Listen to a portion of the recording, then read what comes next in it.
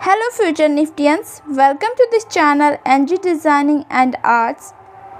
आज की क्लास में हम स्टडी करने वाले हैं नंबर सिस्टम की। इसके पहले मैंने नंबर सिस्टम के 2 वीडियोस अपलोड किए हैं। पहले वीडियो में मैंने नंबर सिस्टम के थियरी पोर्शन को कवर किया था और सेकंड वीडियो में मैंने नंबर सिस्टम के न्यूमेरिकल पोर्शन को कवर किया था।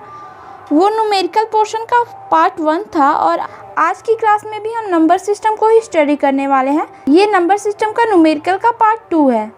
तो चलिए स्टार्ट करते हैं। So question is the sum of the digits of 2 digit number is 12 if the digits are reversed the number is decreased by 18 the number is. आपसे question में बोल रहा है कि एक 2 डिजिट का नंबर है जिनके डिजिट्स को अगर हम ऐड करते हैं, सम करते हैं तो वो 12 आ रहा है। और अगर उन डिजिट्स को हम रिवर्स कर देते हैं, मतलब जो टेंस प्लेस का डिजिट है उसको यूनिट प्लेस पे ला देते हैं और यूनिट प्लेस वाले डिजिट को टेंस प्लेस पे ला देते हैं, जो पहले था उससे 18 कम हो जा रहा है, तो वो नंबर क्या है हमें ये बताना है। सोच कर लेंगे कि लेट द 2 डिजिट नंबर भी 10x प्लस वाई। क्या आपको ये बात समझ में आ रही है कि मैंने यहाँ पे 10x प्लस वाई क्यों लिखा है? अगर आपको समझ में आ रहा है तो बहुत अच्छी बात है, अगर नहीं समझ में आ रहा है तो मैं आपको यहाँ बताती हूँ। अभी आप 2 डिजिट नंबर को सोचिए, यहाँ हम 95 को ले रहे हैं तो 95 को हम लिख सकते हैं 90 प्लस 5। अगर 45 लिया होता तो हम इसको लिख सकते हैं 40 प्लस 5। 35 होता तो 30 प्लस 5, ऐसा लिख सकते थे हम इसको। तो यहाँ क्या हो रहा है, यहाँ 95 में यूनिक डिजिट पे 5 है और टेंस डिजिट पे 9 है। बट क्वेश्चन में तो हमें मालूम है नहीं कि यूनिक डिजिट पे क्या है और टेंस डिजिट पे क्या है, तो हमने सपोज कर लिया इसको x और y। यूनिक डिजिट पे जो है उसे y सपोज कर लिया और जो टेंस डिजिट पे है उसे x सपोज कर लिया। तो जैसे हम 95 को 90 प्लस 5 लिख सकते हैं, इसमें क्या हो रहा है 9 इंटू 10 प्लस 5। वैसे ही जो एक्स वाई हमने सपोज किया था उसको हम सेम इसी तरह से लिख सकते हैं x इंटू 10 प्लस वाई। तो मतलब कि जो 2 डिजिट नंबर होते हैं उनको हम इस तरह से लिखते हैं। इसे 10x प्लस वाई लिखा है। अब क्वेश्चन में नेक्स्ट बोला है कि जो यूनिट डिजिट पे नंबर है और जो टेंस डिजिट पे नंबर है उन दोनों को ऐड करने पे 12 आ रहा है। अब यहाँ में भी आप ये गलती कर सकते हैं कि आप 10x plus y equal to 12 लिखें, बट वैसे नहीं लिखना है। यहाँ मैंने आपको बताया कि 95 को 90 प्लस 5 लिख सकते हैं, बट यूनिट प्लेस पे तो 5 है और टेंस प्लेस पे 9 है और इन दोनों का सम 12 आ रहा है, मतलब x प्लस वाई का सम 12 आ रहा है। इसीलिए हमने यहाँ x plus y equal to 12 लिखा है, जो कि इक्वेशन फर्स्ट हो गया। अब नेक्स्ट कंडीशन हमें दिया है क्वेश्चन में, अगर हम डिजिट्स को इंटरचेंज करते हैं, मतलब जो यूनिट प्लेस पे है उसको टेंस और जो टेंस पे है उसको यूनिट पे ला देते हैं, मतलब कि ये पहले x और y था, अब इसको y और x कर देना है। तो इसको भी हम 10 इंटू वाई प्लस एक्स लिखेंगे। इंटरचेंज करने के बाद हम इसे 10y प्लस एक्स लिखेंगे। तो हमें क्वेश्चन में बोला है कि अगर हम डिजिट्स को इंटरचेंज कर दे रहे हैं तो जो पहले नंबर था उससे -18 हो जा रहा है। तो ये पहले वाला नंबर था, इसमें से -18, हम इसको इस तरह से लिख देंगे। इसको सॉल्व करेंगे तो यहाँ आएगा 9x minus 9x equal to -18। 9 common लेंगे तो y minus x equal to -2। तो ये हमारा सेकेंड इक्वेशन बन जाएगा। अब फर्स्ट और सेकेंड इक्वेशन को हम सॉल्व कर देंगे यहाँ पे, तो ये y कैंसिल हो जाएगा। 2x प्लस 14, यहाँ से x हमें मिल जाएगा 7 और फिर यहाँ से हम y की वैल्यू निकालेंगे तो y इक्वल टू 5 आ जाएगा। अब ये तो हमें डिजिट्स मिल गए, बट हमसे पूछा था नंबर क्या है, तो नंबर था 10x प्लस वाई। यहाँ पे 10x प्लस वाई इस तरह से हम सॉल्व कर देंगे तो नंबर आ जाएगा 75। Now next question is in a 2 digit number the digit in the unit place is more than the digit in the tens place by 2। एक 2 डिजिट का नंबर है जिसमें जो यूनिट प्लेस पे डिजिट है वो टेंस प्लेस वाले digit से 2 ज़्यादा है। If the difference between the number and the number obtained by interchanging the digit is 18, what is the original number? और आगे बोला है कि अगर जो ओरिजिनल नंबर है और जो नंबर डिजिट्स को इंटरचेंज कर रहे हैं उन दोनों का अगर डिफरेंस निकाला जाए तो वो 18 आ रहा है। तो नंबर क्या है हमें बताना है। क्योंकि 2 डिजिट नंबर है तो यहाँ भी हमें सपोज कर लेना है लेट द नंबर भी 10x plus Y. 10x plus Y कैसे लिखा ये तो समझ में आ गया होगा आपको। इसमें यूनिट डिजिट पे y है और टेंस डिजिट पे हमने x को माना है। अब क्वेश्चन में दिया है कि यूनिट डिजिट टेंस डिजिट से 2 ज़्यादा है। यूनिक डिजिट 10th डिजिट से 2 ज़्यादा है, तो that means y is equal to x plus 2। यहाँ से हमें ये इक्वेशन मिल जाएगा, इसे हम फर्स्ट इक्वेशन मान लेंगे। एंड नेक्स्ट कंडीशन दिया है क्वेश्चन में कि जो अगर डिजिट्स को इंटरचेंज कर दिया गया और जो ओरिजिनल नंबर था उन दोनों का डिफरेंस किया जाएगा तो 18 आएगा। तो इसको सॉल्व करने पे हमें इक्वेशन मिल रहा है y minus x equal to 2। अब हमें 1 और 2 दो इक्वेशन मिल गए, बट यहाँ देखिए ये 1 और 2 दोनों इक्वेशन सेम है, तो इनसे हम कोई वैल्यू नहीं निकाल पाएंगे, तो इसलिए यहाँ डी ऑप्शन सही हो जाएगा। Next question is if the sum of number and its square is 240 what is the number. Question बोल रहा है कि अगर एक नंबर और उसका स्क्वायर का सम किया जाए तो वो 240 आ रहा है, तो वो नंबर क्या होगा। तो let the number be x, ये नंबर और इसका स्क्वायर x और x प्लस एक्स स्क्वायर करेंगे तो 240 आ रहा है। इन दोनों को इस इक्वेशन को हम सॉल्व करेंगे तो हमें यहाँ से मिल जाएगा x इक्वल टू 15, मतलब कि नंबर होगा 15। Next question is the sum of two numbers is twice their difference if one of the number is 10 the another number is. दो नंबर का सम उनके डिफरेंस का ट्वाइस है। अगर एक नंबर 10 है तो दूसरा नंबर क्या है हमें बताना है। तो क्योंकि हमें दिया है एक नंबर 10 है तो हम दूसरे नंबर को सपोज कर लेंगे x। 10x से ग्रेटर होगा या स्मॉलर होगा, तो हम दो कंडीशन हम चेक करेंगे। पहले कंडीशन में 10x से ग्रेटर होगा, तो अब हम इसको सॉल्व करेंगे। यहाँ हमें क्वेश्चन में ही दिया था कि दो नंबर का सम, मतलब ये फर्स्ट नंबर 10 है और सेकंड नंबर x है, इन दोनों का सम इनके डिफरेंस से ट्वाइस है, तो हम इसको ऐसे लिख सकते हैं। इसको सॉल्व करेंगे, फिर यहाँ हमें 3x इक्वल टू 10 मिलेगा, यहाँ से हमें x इक्वल टू 10/3 मिल जाएगा। 10 को x से ग्रेटर सपोज किया तो हमें यहाँ x इक्वल टू 10/3 मिलेगा। अब सेकेंड केस में 10 को x से स्मॉलर लेंगे, ये कंडीशन हम देखेंगे 10 प्लस x, दोनों नंबर का सम और दोनों नंबर का डिफरेंस यहाँ पे ट्वाइस, ऐसे ही सॉल्व इसे ऐसे लिख लेंगे। यहाँ क्योंकि यहाँ पे x ग्रेटर है 10 से, इसलिए हम यहाँ x माइनस 10 करेंगे, और पिछले क्वेश्चन में 10 ग्रेटर था x से, इसलिए हमने 10 माइनस x किया था। फिर इसको हम सॉल्व करेंगे तो हमें x इक्वल टू 30 मिल जाएगा, मतलब कि हमें x की दो वैल्यू मिल रही है, पहले की 10/3 और दूसरी 30। ऑप्शन में चेक करेंगे कि कौन सी वैल्यू हमें दी है, जो भी दी होगी उस पर करेक्ट कर लेंगे। तो ऑप्शन में हमें 30 दिया है, तो हम बी ऑप्शन को करेक्ट कर लेंगे। Next question is 1/4 of a number subtracted from 1/3 of a number gives 12 the number is. किसी नंबर के 1/3 में से अगर उस नंबर के 1/4 को हम माइनस करते हैं तो वो 12 आता है, तो नंबर क्या है हमें बताना है। तो सपोज कर लेंगे कि नंबर भी x का 1/3 क्या होगा x/3, फोर्थ पार्ट क्या होगा x/4। इन दोनों को सब्ट्रैक्ट करेंगे तो हमें 12 आ रहा है, क्वेश्चन में दिया है। अब इसको हम सॉल्व करेंगे तो यहाँ हमें मिल जा रहा है x equal to 144। Now next question is the simplification of 0.6 plus 0.7 plus 0.8 plus 0.3 yields the result. और यहाँ ये टर्मिनेटिंग है। टर्मिनेटिंग मीन्स क्या होता है, 0.66 के ऊपर टर्मिनेटिंग लगा है तो 0.666 ऐसे चलता रहेगा, 0.7 है तो 0.77777 ऐसे चलता रहेगा। ये 0.6, 0.7, 0.8, 0.3 इनका सम बताना है कि कितना होगा। हम इस 0.6 को 6/9 लिख सकते हैं, 0.7 को 7/9 लिख सकते हैं। 0.6 को 6/9 कैसे लिखा गया, में भी कन्फ्यूज़न होगा। तो चलिए यहाँ देखिए, तो चलिए कन्फ्यूजन हटाते हैं। 0.6 दिया है, इसका मतलब टर्मिनेटिंग है, इसको हम 0.6666 ये चलता ही रहेगा, ऐसे लिख सकते हैं। अब हम सपोज कर लेंगे कि 0.666 इसको x सपोज कर लेंगे, x इक्वल टू 0.666, इसको पहला इक्वेशन मान लेंगे। अब हम इस पहले इक्वेशन में 10 से मल्टीप्लाई करेंगे दोनों साइड, तो यहाँ आएगा 10x और ये जी पॉइंट इधर आ जाएगा, तो 10x इक्वल टू 6.6666 ऐसे चलता रहेगा।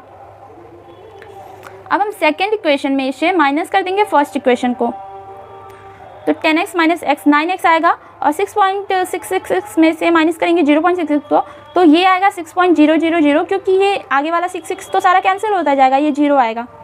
दैट मीन यहाँ 9x इक्वल टू 6 आ रहा है, तो x इक्वल टू 6/9 हो जाएगा।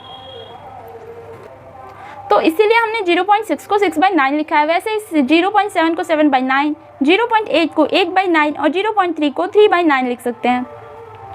अब इसके आगे तो आप सॉल्व कर ही सकते हैं, इनको ऐड करेंगे तो 24/9 आएगा, जो कि सिंप्लीफाई होके 8/3 आ जाएगा, और और इसको हम 2 होल 2/3 लिख सकते हैं। तो ये हमारा आंसर हो जाएगा digit. Next question is there is one number which is formed by writing one digit 6 times, such number is always divisible by. Example भी आपको दिया है, जैसे कि 1 1 1 1 1 को 6 टाइम, 4 को 6 टाइम, 7 को 6 टाइम, या कुछ भी हो उसको 6 टाइम लिख देना है। तो हमें बताना है ये नंबर हमेशा डिविजिबल होंगे किससे, जो भी ऑप्शन दिए हैं। ऑप्शन दिया है 7 11 13। तो इसके लिए एक रूल होता है, जैसे आपको यहाँ पे बोला है कि उस नंबर को 6 टाइम्स लिखना है। अगर बोले 8 टाइम लिखना है, अगर बोले 10 टाइम लिखना है, अगर बोले 4 टाइम लिखना है, मतलब 1 1 1 6 टाइम्स, 8 1 1 1 1 1 1 8 टाइम्स, 1 को 4 टाइम्स लिखना है, 1 1 1 1, मतलब जो भी नंबर लिखे उसको इवन टाइम्स लिखना है, 4 6 10 8 इतने टाइम्स लिखना है।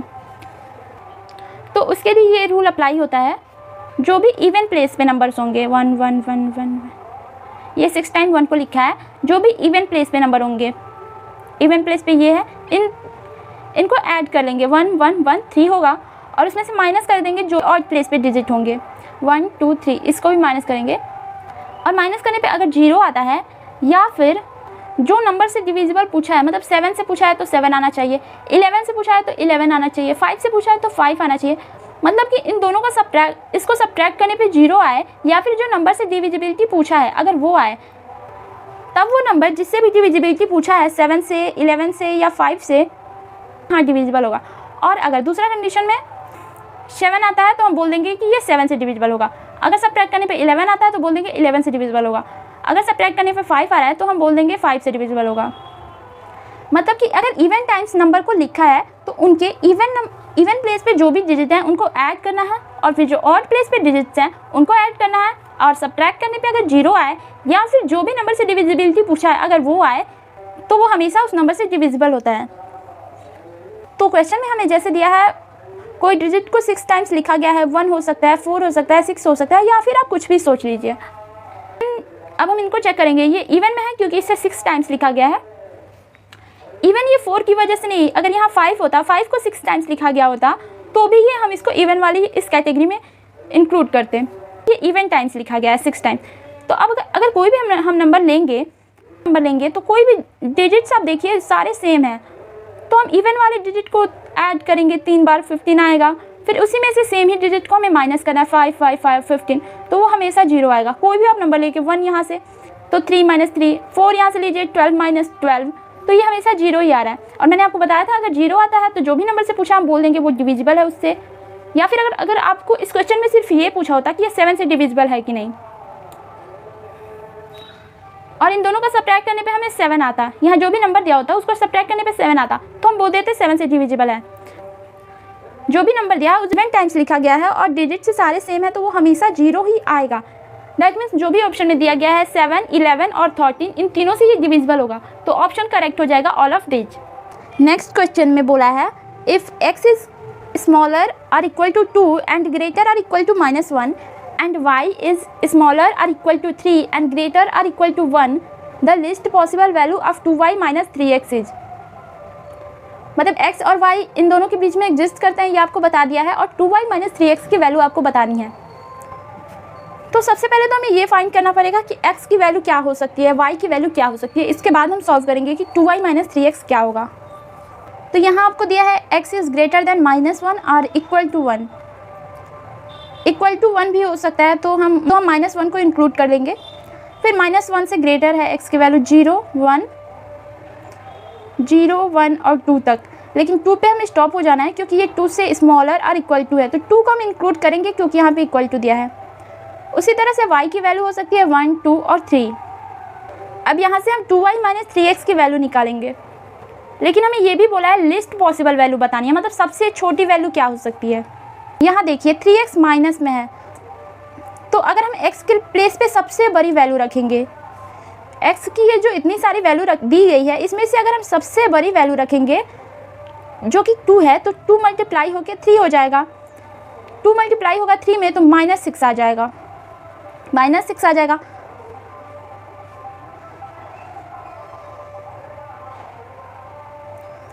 अब हमें ये भी कंडीशन दिया है कि हमें लिस्ट पॉसिबल वैल्यू बताना है, सबसे छोटी वैल्यू बताना है इन दोनों। इसको सॉल्व करने पे क्या होगी, यहाँ 3x ये माइनस में है तो हम कोशिश करेंगे कि यहाँ इसको माइनस में हम सबसे ज़्यादा बनाएं। x के प्लेस पे अगर हम सबसे बड़ी वैल्यू रखेंगे x की, यहाँ पे जो भी वैल्यू दी गई है उसमें से, तो ये -6 हो जाएगा। -6 सबसे ज़्यादा छोटा होगा। अगर हम 1 रखते यहाँ पे तो ये -3 होता है, ये उतना ज़्यादा छोटा नहीं होता। यहाँ पे 2 लेंगे और y की हमें ऐसी वैल्यू सपोज करनी है जो कि सबसे छोटी हो। y की जो यहाँ इतनी सारी वैल्यू दी है इसमें से सबसे छोटी वाली वैल्यू को लेना है जो कि 1 है। अगर हम यहाँ पे 1 लेंगे तो ये 2 आ रहा है, निगेटिव में ज़्यादा होगा और पॉजिटिव में कम होगा, तो सब्ट्रैक्ट करने पे जो भी आएगा वो सबसे बहुत ही कम वैल्यू आएगी। इसलिए यहाँ पे हमने 2 को सबसे ज़्यादा वाली वैल्यू ली थी और 1 सबसे कम वाली वैल्यू ली है, तो यहाँ पे ये -4 आ जाएगा। Question is there are 4 prime numbers written in ascending order of magnitude. The product of first 3 is 385 and that of last 3 is 1001. The first number will be 4 prime numbers हैं जिनको असेंडिंग ऑर्डर में लिखा गया है। जो first 3 हैं उनका अगर हम प्रोडक्ट करेंगे तो 385 आएगा और लास्ट 3 का प्रोडक्ट करने पे 1001 आ रहा है। तो हमें बताना है कि फर्स्ट नंबर क्या होगा। तो हम यहाँ सपोज कर लेंगे कि ये 4 नंबर होंगे, 4 प्राइम नंबर्स होंगे P, Q, R and S। First 3 का प्रोडक्ट करने पे आ रहा है 385 और लास्ट 3 का प्रोडक्ट करने पे आ रहा है 1001। तो हमें फर्स्ट वाले नंबर की वैल्यू बतानी है, P की वैल्यू बतानी है। यहाँ से तो हमें P की वैल्यू मिल नहीं रही है क्योंकि इसमें प्रोडक्ट में P है नहीं, प्रोडक्ट में हमें यहाँ पे ही P है। तो 385 को हम फैक्टराइज करेंगे तो आएगा 5 7 11। 385 को हम 5 7 11 लिख सकते हैं। ये भी हमें बोला था असेंडिंग में है, मतलब 5 7 11 ऐसे ही होगा, P Q R है ये, तो यहाँ से हमें P की वैल्यू मिल जाएगी 5। Next question is if 0.32695 into 10 power k is equal to 326.945 the value of k is। आपको ये गिवन है और k की वैल्यू पता करनी है। मल्टीप्लिकेशन में है तो हम इसको इधर भेज सकते हैं तो ये डिवाइड में आ जाएगा। तो 10k is equal to इतना हम लिख सकते हैं। उसके बाद इसको हम ऐसे भी लिख सकते हैं, ऐसे लिख सकते हैं हम इसको। फिर यहाँ से ये दोनों कैंसिल हो जाएगा तो यहाँ बचेगा सिर्फ 10 power 3। 10 power k is equal to 10 power 3।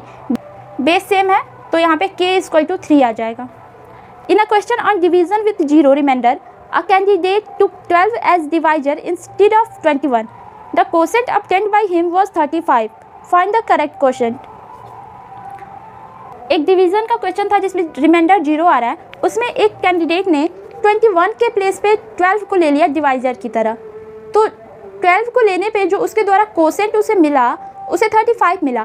तो हमें बताना है कि करेक्ट क्वोशेंट क्या होगा।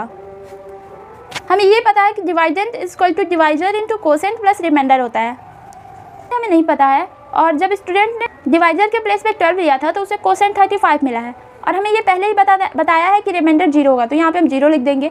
इसको सॉल्व करने पे हमें यहाँ से मिल जाएगा डिवाइडेंट 420। अब हमें पता करना है कि करेक्ट क्वोशेंट क्या होगा, तो हमें तो पता नहीं है तो हम उसे सपोज कर लेंगे x। डिवाइडेंट हमको 420 में ही डिवाइड करना था और करेक्ट डिवाइजर था 21, यहाँ 21 लिख लेंगे, यहाँ x और रिमाइंडर 0 रह रहा है। इसको सॉल्व किया, सॉल्व करने पे 420 इक्वल टू 21x आएगा, यहाँ से सॉल्व करने पे x इक्वल टू 20 आ जाएगा। Next question is a number when divided by the sum of 555 and 445 gives 2 times their difference as quotient and 30 as the remainder. The number is। अगर एक number को 555 प्लस 445 के सम से divide किया जाए तो क्वोशेंट जो आएगा वो 555 एंड 445 का डिफरेंस का 2 टाइम्स आ रहा है और रिमाइंडर आ रहा है 30। तो हमें बताना है कि नंबर क्या होगा, मतलब कि हमें डिवाइडेंट बताना है। तो हमें ये पता है divided is equal to divisor into quotient plus remainder होता है। डिवाइडेंट हमें पता करना है तो हम इसे सपोज कर लेंगे x। डिवाइजर हमें बोला है कि 555 प्लस 445 का सम है, मतलब इन दोनों को सम करेंगे तो 1000, ये डिवाइजर है। और क्वोशेंट हमें बोला है कि 555 माइनस 445 का ट्वाइस करने पे जो आएगा वो है। तो इनको सब्ट्रैक्ट करेंगे और इनका ट्वाइस करेंगे तो यहाँ हमें मिल रहा है 220, मतलब क्वोशेंट 220 है और रिमाइंडर हमें दिया है 30। तो हम इसको ऐसे लिख देंगे x equal to 1000 into 220 plus 30। यहाँ से हम इसे सॉल्व करेंगे तो ये इतना आ जाएगा और यही हमारा नंबर है। Next question is which of the following will completely divide 5 power 71 plus 5 power 72 plus 5 power 73 में दिया है, इनका सम बताना है। तो इन तीनों में से हम 5 पावर 71 कॉमन ले सकते हैं, तो यहाँ बचेगा 1, यहाँ बचेगा 5 प्लस 5 स्क्वायर। इनको सॉल्व कर देंगे तो हमें मिलेगा 5 पावर 71 इंटू 31। 531 अगर हम करेंगे तो 155 आ रहा है। इसका मतलब है कि 155 एग्जैक्टली डिवाइड करेगा इसको। Next question is it is given that 2 power 32 plus 1 is exactly divisible by a certain number, which one of the following is also divisible by the same number. ये दिया है कि 2 पावर 32 प्लस 1 एग्जैक्टली डिविजिबल है एक number से, तो जो भी हमें ऑप्शन दिया है उनमें से बताना है कि वो और कौन सा ऑप्शन होगा जिससे वो नंबर सेम नंबर डिविजिबल होगा। तो let 2 power 32 plus 1 is equal to a plus b, हमने इसे सपोज कर लिया। हमें a cube plus B cube का फॉर्मूला पता है, a plus b a square minus a b plus b square. यहाँ से हम ये बोल सकते हैं इस फॉर्मूले से कि a cube plus B cube divisible होगा a प्लस बी से, डिविजिबल होगा। जैसे अगर 10 है तो 10 को हम 2 इंटू 5 लिख सकते हैं, तो हम बोल सकते हैं कि 10 2 से डिविजिबल होगा। वैसे ये भी है, इसको हमने यहाँ मल्टीप्लाई में लिख दिया है तो ये इससे डिविजिबल होगा, तो इसलिए A Q plus B Q is divisible by A plus B. इसी तरह से 2 पावर 32 पावर 3 प्लस 1 क्यूब जो कि A cube plus B cube के फॉर्म में है, वो भी डिविजिबल होगा 2 पावर 32 प्लस 1 से। यहाँ से हमें ये समझ में आ गया कि A cube plus B cube divisible होगा ए प्लस बी से। तो इसी तरह से हम 2 पावर 32 क्यूब प्लस 1 क्यूब भी डिविजिबल होगा 2 पावर 32 प्लस 1 से। जैसे ये डिविजिबल है वैसे ये भी डिविजिबल होगा। इसको सॉल्व करेंगे तो 2 पावर 96 प्लस 1 आएगा, तो 2 पावर 96 डिविजिबल होगा इससे। So option number A is correct. Next question is what will be the reminder when 19 power 100 is divided by 20। अगर हम 19 पावर 100 को डिवाइड करेंगे 20 से, रिमाइंडर क्या होगा। 19 को हम 20 माइनस 1 पावर 100 लिख सकते हैं, डिवाइड करेंगे 20 से। यहाँ से सॉल्व करने पे हमें मिल जाएगा माइनस 1 पावर 100 अपॉन 20। 1 का पावर कितने बार भी करें 1 ही आएगा, बट यहाँ -1 में है और पावर पॉजिटिव में है तो ये पॉजिटिव में बदल जाएगा। अब 1 में डिवाइड करेंगे 20 से तो क्या आएगा, रिमाइंडर 1 आएगा। जैसे यहाँ पे देखिए 21, तो ये कितने बार जाएगा 0 बार जाएगा, यहाँ आएगा 0, यहाँ पे रिमाइंडर बच गया 1, तो यहाँ पे इसीलिए रिमाइंडर 1 होगा। Next question is the number given is divisible by. ये नंबर आपको दिया है और बताना है कि ये नंबर किससे डिविजिबल होगा। तो ये नंबर दिया है, हम 11 के लिए इसे चेक करते हैं। 11 के लिए डिविजिबिलिटी रूल क्या होता है कि जो भी इवन प्लेस पे डिजिट्स हैं उनको ऐड करना होता है, और जो ऑड प्लेस पे डिजिट्स हैं उनमें उसको भी ऐड करना होता है, और फिर दोनों को सब्ट्रैक्ट करना होता है। अगर वो 0 या 11 आ रहा है तो वो डिविजिबल होता है 11 से। तो इवन प्लेस पे जो भी डिजिट्स हैं हम उनको ऐड करेंगे, और फिर जो ऑड प्लेस पे डिजिट्स हैं उनको भी हम ऐड करेंगे। इवन वाले को ऐड किया तो ये आ रहा है 36, और ऑड वाले को ऐड किया तो ये आ रहा है 36। इन दोनों को माइनस करेंगे तो ये आ रहा है 0 आ रहा है, दैट मीन्स वो 11 से डिविजिबल है। अगर यहाँ पे 11 भी आता तो भी वो 11 से डिविजिबल होता। Next question is the last 3 digits in the multiplication of 1 2 3 4 5 into 5 4 3 2 1 will be. ये आपको नंबर दिया है और बताना है कि लास्ट 3 डिजिट्स क्या होंगे अगर इनको हम मल्टीप्लाई करेंगे तो। वैसे तो अगर आप चाहें तो इन पूरे को भी मल्टीप्लाई कर सकते हैं, और जो भी नंबर आएगा इसको मल्टीप्लाई करने पे जो भी वैल्यू आएगी उसमें से 3 डिजिट्स को ले सकते हैं और बोल सकते हैं कि ये आएगा, बट उसमें काफ़ी टाइम लगेगा। तो उसके लिए हम ये रूल अपनाते हैं, 3 इधर और ये 3 इनसे ही मतलब रखना है, इनसे हमें कोई खास मतलब नहीं है। तो अब हम 1 से मल्टीप्लाई करेंगे इन तीनों में। 5 इंटू 1 5, 4 इंटू 1 4, 3 इंटू 1 3। यहाँ मल्टीप्लाई करेंगे 5 इंटू 2 10 1, 4 इंटू 2 8 प्लस 1 9। अब इसके आगे का हम मल्टीप्लाई नहीं करेंगे, तीसरे के लिए हम बस एक ही में मल्टीप्लाई करेंगे। 5 इंटू 3 15, 5 यहाँ लिख देंगे, 1 हम इधर, तो हमें उससे मतलब नहीं है। इनको ऐड कर देंगे तो 5 4 14 3 17, 3 डिजिट्स लेने हैं तो 7 4 5 हमारा आंसर होगा। मतलब ये जो भी नंबर दिया, अगर आपसे 3 डिजिट्स बताने को बोला है तो ऊपर के जो ये 3 है इसमें ही मल्टीप्लाई करना है। पहली बार हमें 1 से तीनों में मल्टीप्लाई करना है, फिर दूसरी बार हमें सिर्फ 2 में मल्टीप्लाई करना है, तीसरी बार हमें सिर्फ 1 में मल्टीप्लाई करना है। और जैसे नॉर्मल मल्टीप्लिकेशन ऐड करते हैं उसे कर देना है, तो ये आ जाएगा। Next question is which term of the sequence 7, 10, 13 is 151। ये आपको सीक्वेंस दिया है और बताना है कि इसका कौन सा टर्म 151 होगा। की वैल्यू बतानी है कि कौन सा टर्म होगा जिसका वैल्यू होगा 151। ये एक एपी है क्योंकि यहाँ हर टाइम डिफरेंस आ रहा है, 3 का डिफरेंस आ रहा है, आप देख सकते हैं, तो ये एपी है। तो एन टर्म फाइंड करने के लिए फॉर्मूला होता है A plus N minus 1 into D. N आपको दिया है 151, ए दिया है 7, एन माइनस 1 एन आपको फाइंड करना है और डी है यहाँ पे 3।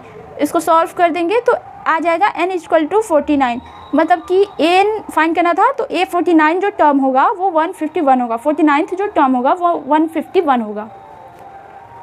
Next question is the sum of the squares of 3 consecutive natural number is 2030, then what is the middle number.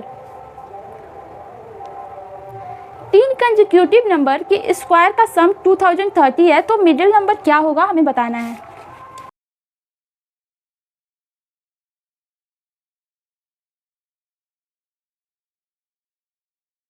होते हैं तो सपोज कर लेंगे कि 3 कंसेक्यूटिव नंबर होंगे x, x plus 1 and x plus 2। अब इन तीनों का स्क्वायर का सम करने पे आ रहा है 2030, तो इन तीनों का स्क्वायर करके सम करने पे 2030 आ रहा है। इसको हम सॉल्व करेंगे तो यहाँ हमें मिल जाएगा x इक्वल टू 25 और x इक्वल टू -27। तो यहाँ हम 25 को ले रहे हैं, तो 3 कंसेक्यूटिव नेचुरल नंबर होंगे 25, 26 एंड 27, जिसमें मिडिल नंबर है 26। Next question is if 1 plus 10 square plus dot dot dot equal to 10 power n minus 1 upon 9, तो हमें बताना है कि 4 plus 44 plus 444 plus dot dot dot up to n terms क्या होगा। ये दिया है हमें, तो बताना है ये क्या होगा। इसमें से 4 को कॉमन ले सकते हैं, तो बचेगा 1 plus 11 plus 1 11 plus dot dot dot ऐसे जाएगा। अब हम इसमें 9 से मल्टीप्लाई और डिवाइड करेंगे, तो ये 9 से मल्टीप्लाई करने पे आ जाएगा 9, 99, 999 ऐसे ही चलता रहेगा और यहाँ डिवाइड में 9 आ जाएगा। 4 पावर 9 को हम 10 माइनस 1 लिख सकते हैं, 99 को 100 माइनस 1, ऐसे ही 1000 माइनस 1 लिख सकते हैं। ये n टर्म्स तक जा रहा है, मतलब हर में आप सभी टर्म्स में देखिए तो -1 -1 भी n टाइम्स है, तो हम -1 को n टाइम्स है तो इसको -n लिखा जा सकता है। हमने -n को सेपरेट कर दिया है और इसको लिख सकते हैं 10 प्लस 10 स्क्वायर प्लस 10 क्यूब। अब इसकी वैल्यू हमें दी थी ये, तो 4/9, इसके प्लेस पे जो वैल्यू दी थी हम ये लिख देंगे। इसमें भी ये मल्टीप्लाई हो जाएगा तो 4n/9, इसको सॉल्व करेंगे तो इतना आ जाएगा। Now next question is the sum of 5 consecutive even numbers a, b, c, d and e is 130. What is the product of a and e? 5 consecutive number a, b, c, d and e का सम 130 है, तो a and e का product क्या होगा। Consecutive number वो होते हैं जो मतलब कोई भी नंबर है उसके आगे वाला जो टर्म होगा, जैसे 4 का आगे होता है 5, 5 का होता है 6, 6 के बाद 7, 7 के बाद 8, ऐसे जो उसके नेक्स्ट टर्म जो होगा वो इंक्रीज़ कर रहा है, नेक्स्ट टर्म जो होगा वो ऐसे कंसेक्यूटिव नंबर का ग्रुप बनाते हैं। ये हर टाइम 1 इंक्रीज़ करा है, यहाँ भी 1 इंक्रीज़ किया, 7 to 8 में भी 1 इंक्रीज़ किया। तो वैसे ही हम सपोज करेंगे a इक्वल टू x, तो यहाँ b equal to x plus 2 हमने लिखा है, कंसेक्यूटिव नंबर में तो 1 इंक्रीज़ करा था, बट यहाँ पे आप ध्यान दीजिए कि इवन कंसेक्यूटिव नंबर बोला है, तो अगर x 2 होगा तो अगर इसमें हम 1 ऐड करेंगे तो ये तो 3 हो जाएगा, ऑड हो जाएगा। हर टाइम हमें 2 ही ऐड करना होगा, 1 ऐड नहीं कर सकते, नहीं तो ऑड हो जाएगा। इसीलिए यहाँ पे x प्लस 2 है, c equal to x plus 4 है, d equal to x plus 6, e equal to x plus 8 है। इन पाँचों का सम करने पे 130 आ रहा है। यहाँ से हमें मिल गया 5x प्लस 20 इक्वल टू 130, जहाँ से x इक्वल टू 22। x हमने सपोज किया था a इक्वल टू x, मतलब हमें a की वैल्यू मिल गई। अब हमें e क्या सपोज किया था, e equal to x plus 8, मतलब e equal to x plus 8, x है 22 प्लस 8 इक्वल टू 30। तो अब यहाँ से हम a इंटू ई निकाल सकते हैं, 22 into 30 equal to 660। Next question is consider the following statements. First statement is 7710312401 is divisible by 11, and second statement is 173 is a prime number. Which of the statements given above is or correct? ये हमें 2 statement दिए हैं और बताना है कि ये दोनों स्टेटमेंट में से कौन सा करेक्ट है या फिर दोनों करेक्ट है। तो पहला तो हमें ये नंबर दिया है, बोला है कि ये नंबर क्या डिविजिबल है 11 से। तो 11 का डिविजिबिलिटी रूल क्या होता है, जो भी डिजिट्स है इवन प्लेस पे हम उनको ऐड करते हैं और फिर जो डिजिट्स है ऑड प्लेसेस पे उसको ऐड करते हैं, उसको माइनस कर देते हैं। अगर वो 0 और 0 आता है या फिर 11 आता है तो दैट मीन्स वो 11 से डिविजिबल है। तो जो भी यहाँ पे डिजिट्स हैं इवन प्लेस पे उसको हम ऐड करेंगे 7 0 1 4 1 और माइनस कर देंगे जो भी ऑड प्लेस पे डिजिट्स हैं, तो 7 1 3 2 0। तो ये 13 आ रहा है, यहाँ भी 13 आ रहा है, इसको सब्ट्रैक्ट करने पे आ रहा है 0। तो मैंने बताया था 0 या फिर 11 आता है तो वो 11 से डिविजिबल होता है, तो यहाँ 0 आ रहा है तो यहाँ पे ये 11 से डिविजिबल है ये नंबर। तो फर्स्ट स्टेटमेंट तो ट्रू है। सेकंड स्टेटमेंट में दिया है 173। 173 इज़ अ प्राइम नंबर। क्या 173 एक प्राइम नंबर है? प्राइम नंबर वो नंबर होते हैं जिसका फैक्टर या तो 1 होता है और दूसरा फैक्टर उसका वो खुद ही होता है। तो 173 1 से डिविजिबल है और 173 से डिविजिबल है। इसके अलावा क्या ये किसी से डिविजिबल है? तो नहीं, इसीलिए 173 एक प्राइम नंबर है, मतलब कि दोनों ही स्टेटमेंट्स करेक्ट हैं। Next question is the sum of the numerator and denominator of a fraction is 13। If 1 is added to the numerator and 2 is subtracted from the denominator, the fraction is 1/2. The value of the original fraction is। एक fraction के numerator और denominator को अगर हम add कर रहे हैं तो वो 13 आ रहा है। अगर न्यूमरेटर में 1 ऐड किया जाए और डिनोमिनेटर में से 2 को सब्ट्रैक्ट किया जा रहा है तो फ्रैक्शन हो जा रहा है 1/2। तो हमें बताना है कि ओरिजिनल फ्रैक्शन क्या है। हमें बोला है कि न्यूमरेटर एंड डिनोमिनेटर का सम जो है वो 13 है, तो हम यहाँ सपोज कर लेंगे let the numerator of fraction is x and denominator of fraction is 13 minus x। Now according to question में दिया है कि अगर हम न्यूमरेटर में, मतलब न्यूमरेटर हमने यहाँ पे x सपोज किया था, x में अगर हम 1 ऐड करते हैं और डिनोमिनेटर में से अगर हम 2 को सब्ट्रैक्ट करते हैं तो जो फ्रैक्शन आ रहा है वो 1/2 आ रहा है। तो हम इसको ऐसे लिख सकते हैं। इसको सॉल्व हम करेंगे तो यहाँ हमें मिल जाएगा x = 3। x = 3 हमें न्यूमरेटर मिला है और डिनोमिनेटर हो जाएगा 13 minus x = 10। That means fraction होगा 3/10। Next question is if the numerator of a fraction is increased by 150% and the denominator of the fraction is increased by 300%, the resultant fraction becomes 5/18. What is the original fraction?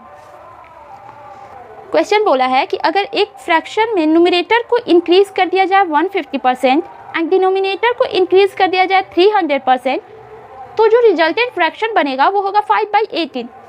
तो हमें original fraction क्या है ये हमें बताना है। तो हम सपोज कर लेंगे कि numerator is x and denominator is y, मतलब कि फ्रैक्शन है x/y।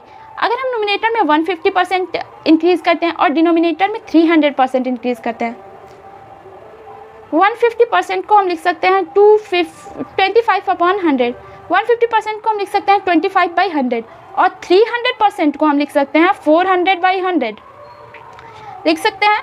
तो यहाँ से मतलब कि हम न्यूमरेटर में 150% इंक्रीज किया है और डिनोमिनेटर में 300%, तो वो आ रहा है 5/18। इसको सॉल्व करेंगे तो x/y = 4/9 आ जाएगा, जो कि हमारा x/y हमने यहाँ पे न्यूमरेटर और डिनोमिनेटर को सपोज किया था, यही हमारा ओरिजिनल फ्रैक्शन है। सो इस क्लास के लिए बस इतना ही। आई होप कि आपको सारे क्वेश्चंस अच्छे से समझ में आए हैं। अगर अब भी आपको किसी भी क्वेश्चन में थोड़ा सा भी डाउट है तो आप कमेंट बॉक्स में ज़रूर पूछें, या फिर आप मेरी Insta ID NG designing and arts, वहाँ भी आप मुझसे अपने डाउट्स को क्लियर कर सकते हैं। सो मिलते हैं नेक्स्ट वीडियो में निफ्ट की तरफ एक और कदम बढ़ाते हुए।